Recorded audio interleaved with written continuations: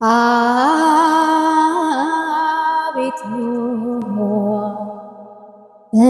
ፍጻሜን አሳምርልኝ። በዚህ በአዲስ አበባ ሀገረ ስብከት ስር ሆናችሁ እንደማሆይ አይነት ኬዝ ያጋጠማችሁ የተገፋችሁ ሰዎች ካላችሁ እንደው በሩ ሁሉ ጥምም ያልባችሁ ካላችሁ ማለት ነው ሞታችሁ ተማሞታችሁ ማግኘት ያለባችሁን አካላት ልንገራችሁ። አንደኛ ብፁዕ አቡነ ሕርያቆስ፣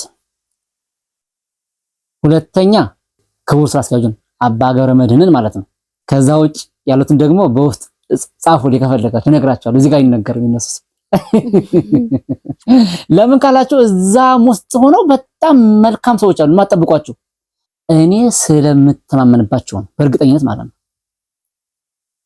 በተለይ ደግሞ ሊቀ ጳጳሱ ከመሩላችሁ ካነጋገሯችሁ በቃ አለቀ። ደግሞ ይውላችሁ እዛ ግቢ ገብታችሁ አንድ ደብዳቤ ከተመራ በኋላ ወዴት እንደተመራ አስተውሉ። ቁጥሩን ያዙ። የትኛው ቁጥር? የቢሮውን ቁጥር ማን ጋር እንደሆነ ከነስሙ ያዙ። ከዛ በኋላ ያን ሰውዬ ተከታትላችሁ ያዙት እንጂ ዝም ብለህ የት እንደተመራ ሳታውቀው መሀል ላይ ደብዳቤ ጠፋ እንዲሆነ ከዛ ጮት አይሰራም። አሁን መልካም እናት መልካም እህት አግኝቻለሁ። እኔም እርሱን ስላገኘው ደስ ብሎኛል። ለዛውም እግዚአብሔርን አንድ መዝሙር የዘምሩ ፈለኩ።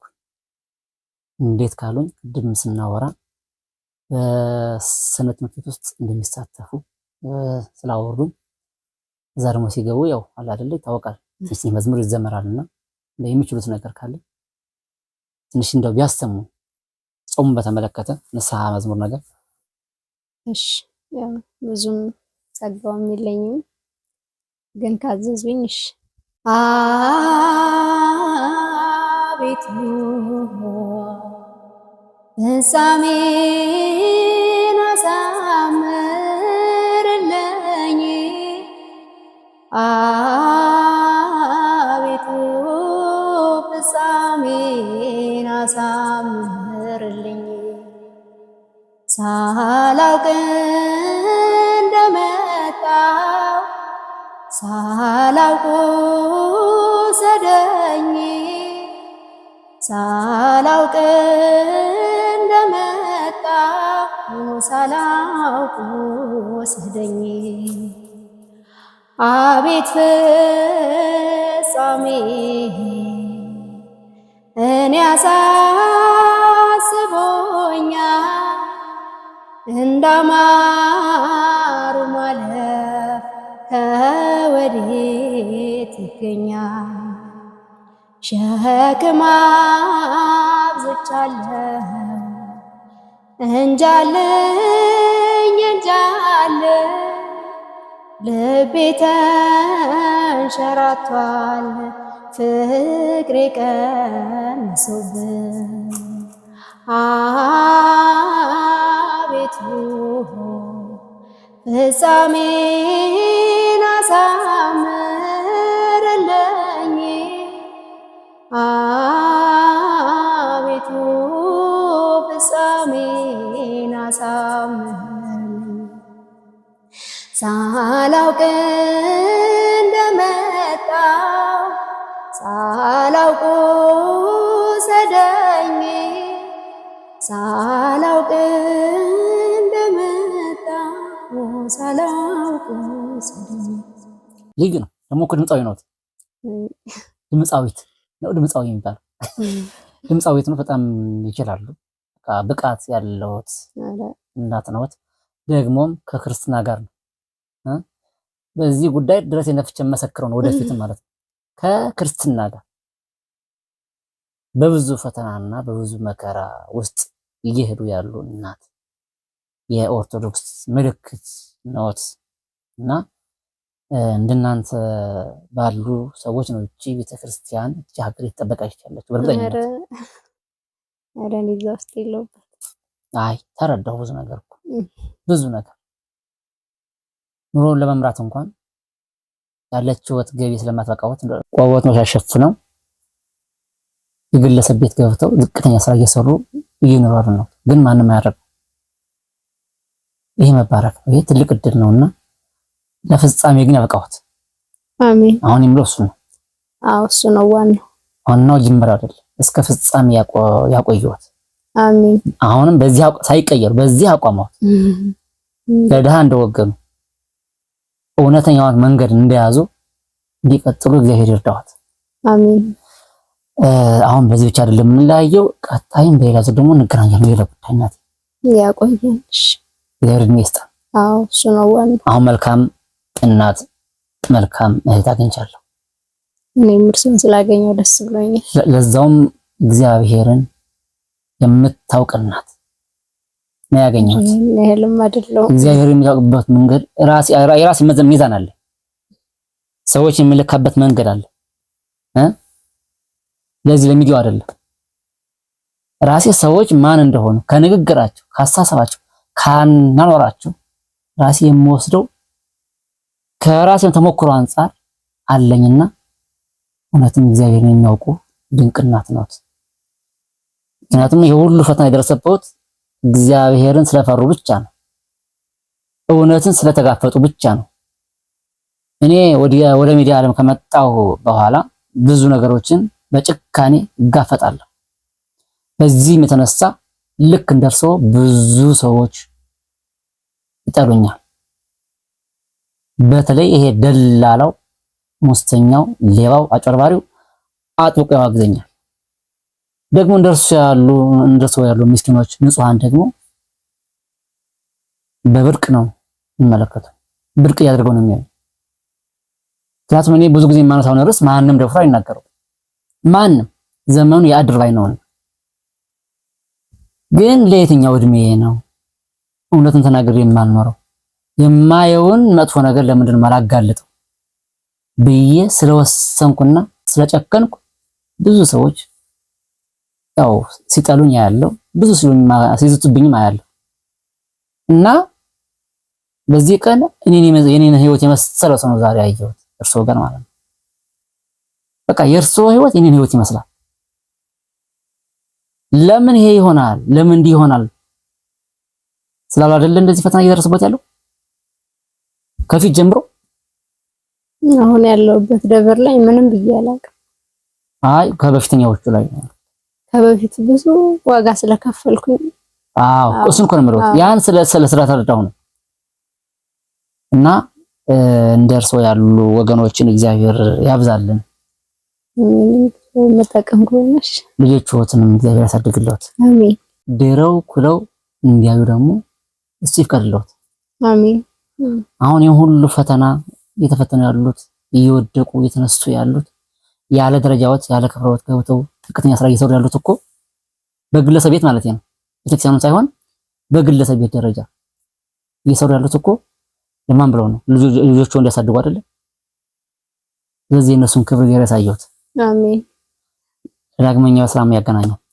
አሜን። ምናልባት ይሄን ሚዲያ አይተው ማንነቴን አውቀው ሲያሰሩኝ የነበሩት የባህሪ ለውጥ እንዳያመጡብኝ እንግዲህ አደራችሁን።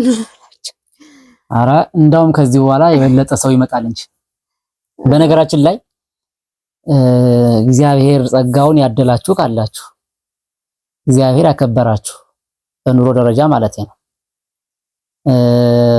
በደግነት ደረጃ በመልካምነት ደረጃም እግዚአብሔር ያከበራችሁ ሰዎች ካላችሁ እነኚህ እናት ይሄን ምንኩስና ይዘው ግን ቆባቸውን ደብቀው የግለሰብ ቤት እየሄዱ ልብስ ያጥባሉ፣ እንጀራ ይጋግራሉ፣ አጠቃላይ ጥቃቅን ስራዎችን እየሰሩ ኑሮን ያሸንፋሉ።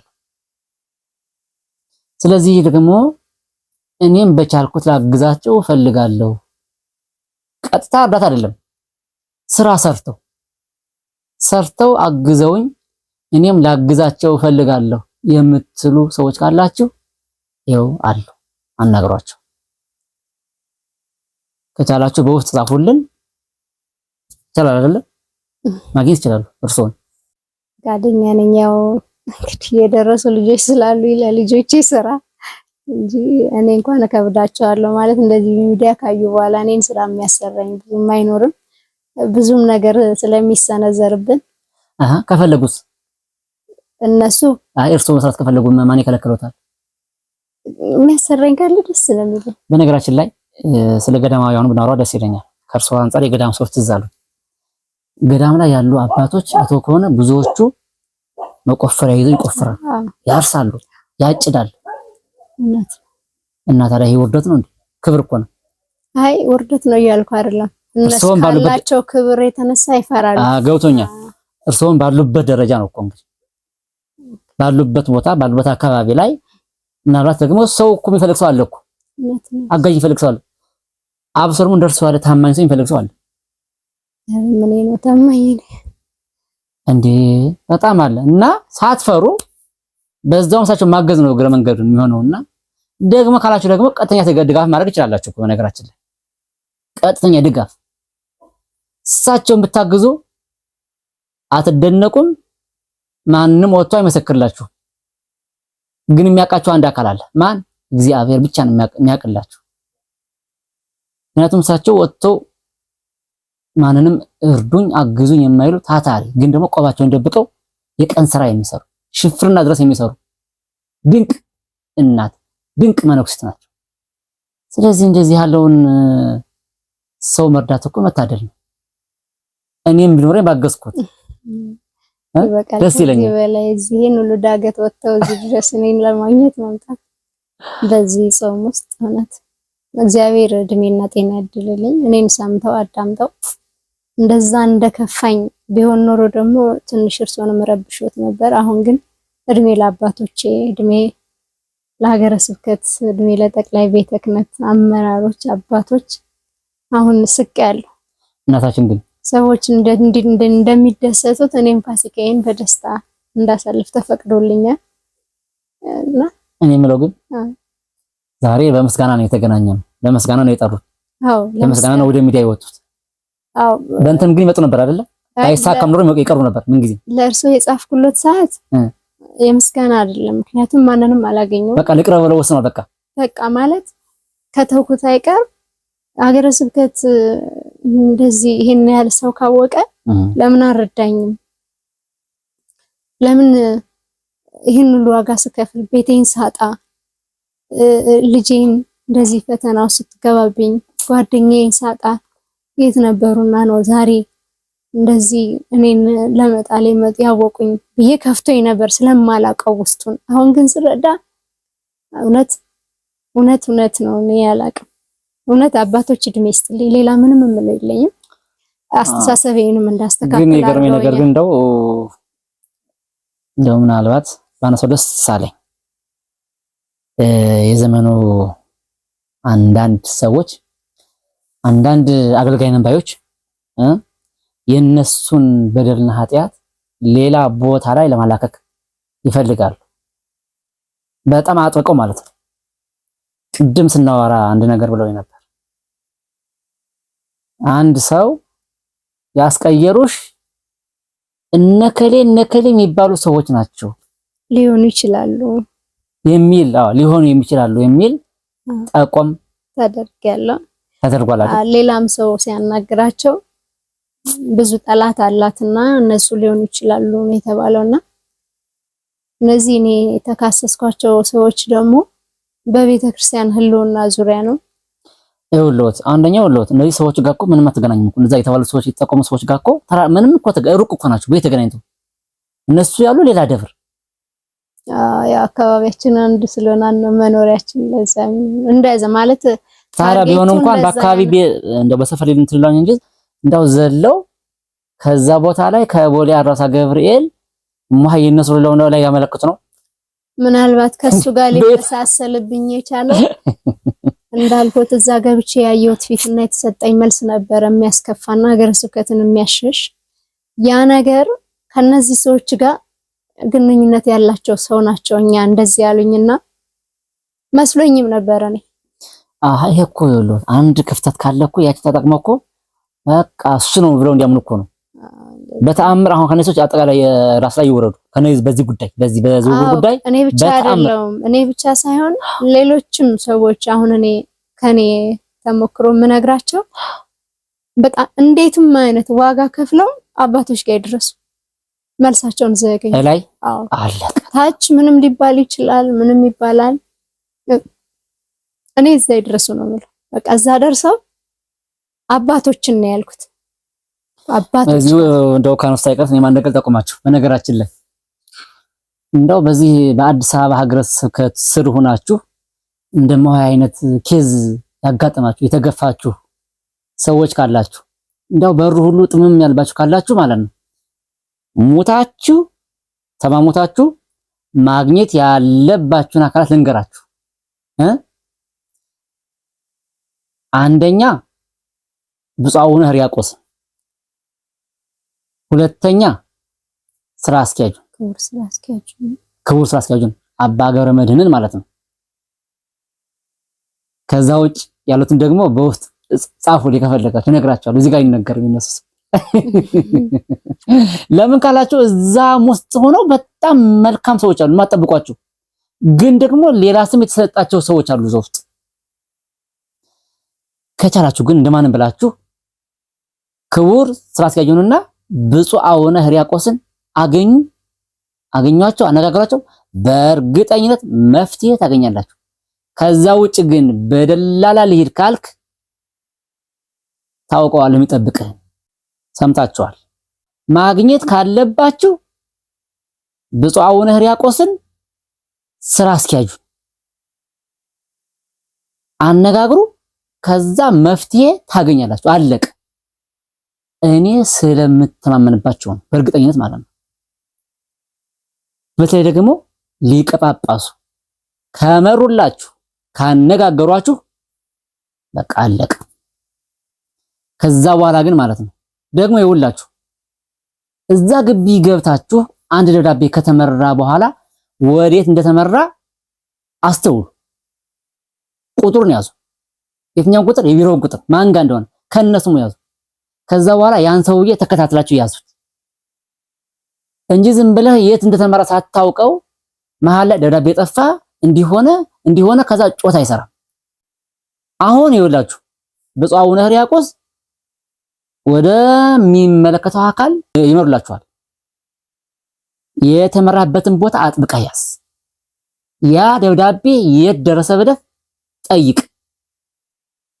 አንተ ደረጃውን ጠብቀህ መስመር ጠብቀህ ከሄድክ ማንም አይሸውድም፣ ማንም አይገፋም። ግን ችግሩ ምንድነው? አሁን እናንተ ሄዳችሁ ሰው ኃይል ጋር ትሄዳለህ፣ ስራ አስኪያጁ ጋር ትገባለህ፣ እዛ ትገባለህ። እንዴት ሆኖ ከዛ ደብዳቤ ጠፋ ትባላለህ። እንዴት ይሆናል? የተመራበትን ቦታ ጠብቀህ ተከታተል። ከዛ በኋላ ለጩኸትም ይመቻል እንጂ ዝም ብለህ ደብዳቤ የሆነ ቦታ ላይ ጥለህ፣ ምክንያቱም እዛ የሚጋው ወረቀት አገር ነው። እውነት ነው እንዴ? የሚገርመው እኮ ማለት ነው እውነት የባለ ጉዳይ ብቻ አይደለም እኮ የዛ የራሱ የግቢው ወረቀት ራሱ እኮ ይጠፋል እኮ አንዳንዴ። የራሱ ደብዳቤ የግቢው አላደን የሚጻፈው ደብዳቤዎች እሱ ሁሉ የሚጠፋበት አጋጣሚ አለ። ምክንያቱም እዛ ውስጥ የሚገው ፋይል መዓት ነው።